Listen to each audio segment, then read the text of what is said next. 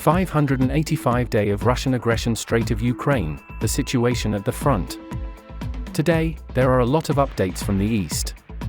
Here, Russian sources finally confirmed that Ukrainians managed to pass the new defense line that Russians formed along the railway embankment, which means that Ukrainians advanced significantly, and Russians no longer expect to return these positions back.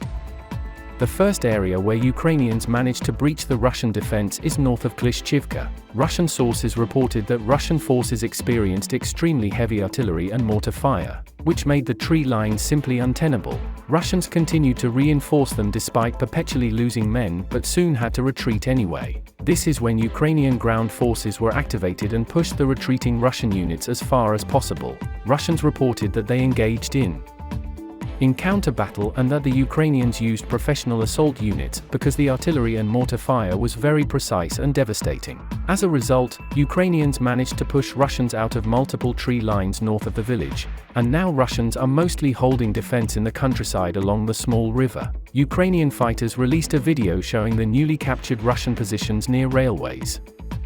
Another footage shows how Ukrainians are shelling the small bridge in front of the lakes east of the village. Russians turned it into a shelter and fortification, which is why Ukrainians are not assaulting these positions immediately. Some sources also mentioned that Ukrainians secured new positions inside the forest between Klishchiivka and Bakhmut, and got closer to the city, even though it is still too early to talk about the ground attack on Bakhmut from the south. Ukrainians have already started attacking it from the air. Recently released footage by the Russian side shows that Ukrainian drone operators hunted down so many Russian vehicles inside the city that Russians were forced to put nets every 30 meters above the road in order to minimize the losses. Unfortunately for Russians, Ukrainians quickly adjusted and made their final maneuver right after the vehicle passed the net.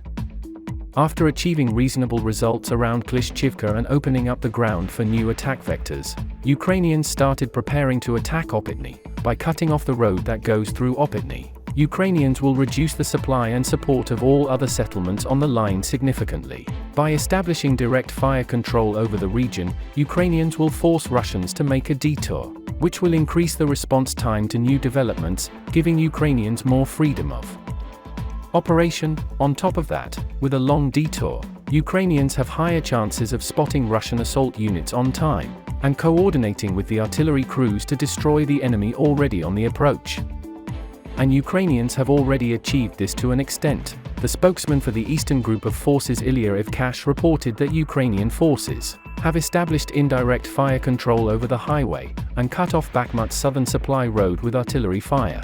Due to the fact that Ukrainian reconnaissance is monitoring the area all day and night, Russians stopped using it for big transfers of forces, and only accept the risk with individual units. The spokesman also added that Ukrainian forces are carefully tracking the Russian movement in the region, and are working on establishing fire control over other logistical connections in the region.